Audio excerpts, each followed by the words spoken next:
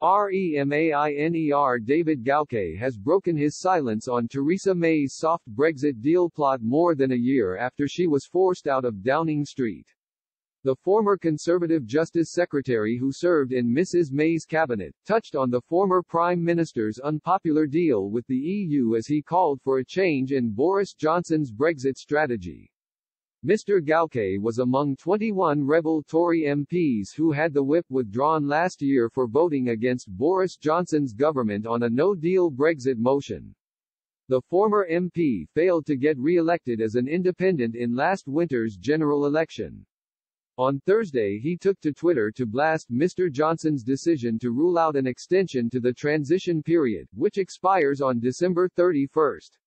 He said given the huge problems facing Britain and the EU due to the coronavirus pandemic, more time is needed to negotiate a trade deal.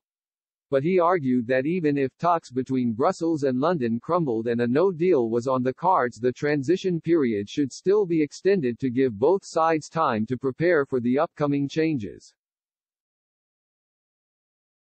He tweeted, "I know this is spitting in the wind, but, given where we are with COVID both here and in most of the EU, ending the Brexit transition period on the 31st of December is ludicrous, deal or no deal." He went on to discuss how Mrs May had tried and failed to pass her Brexit deal through Parliament 3 times. He called Mrs May's form of Brexit softer than Mr Johnson's. Mr Gauke said he always thought Theresa May would accept the case for a transition phase, which she did, and for a softer, less disruptive Brexit, which, again, she did but couldn't get through Parliament. Mrs May failed to please Brexiteers with the deal she negotiated with the bloc, and suffered multiple humiliations over it. Dominic Raab resigned as Brexit Secretary in protest over the deal, saying he could not, in good conscience, support the terms proposed in the agreement.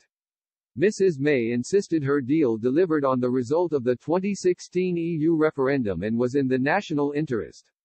The most controversial part of her deal was the so-called Irish backstop.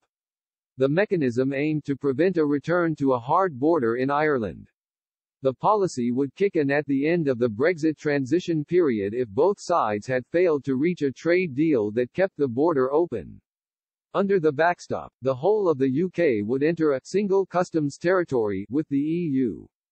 Mr Gauke's intervention comes as trade talks between the EU and the UK moved from London to Brussels on Thursday.